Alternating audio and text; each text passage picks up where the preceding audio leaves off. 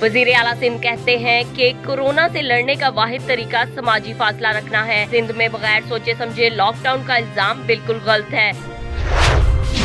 भारतीय फौज की लाइन ऑफ कंट्रोल पर इश्ताल अंगेजी जारी। DGISPR के मुताबिक भारतीय फायरिंग से 2 साला बच्चा चल बसा, 4 शहरी जख्मी। पाक फौज ने भरपूर जवाबी कार्रवाई करके भारतीय चौकियों को निशाना बनाया।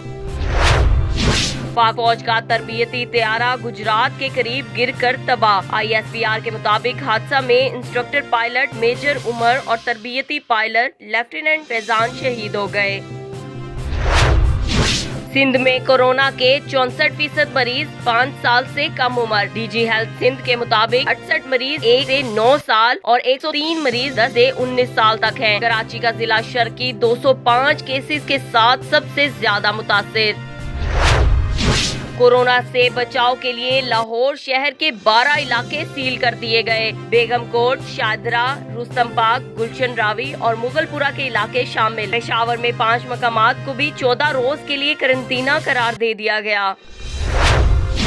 सऊदी अरब में माह रमजान के दौरान नमाज तरावी की बाजमात अदायगी मुअत्तली का फैसला कर लिया गया। कोरोना वायरस की वजह से जल्द पाबंदी हटाने का कोई इम्कान नहीं। शहरी घरों में नमाज तरावी अदा करें। सऊदी वजारत मजहबी अमूर की हदायत। इटली में कोरोना से एक दिन में 431 जान की बाजी हार गए। तादाद 19,900 तक पहुंच गई। 1,56,000 से ज्यादा केसेस।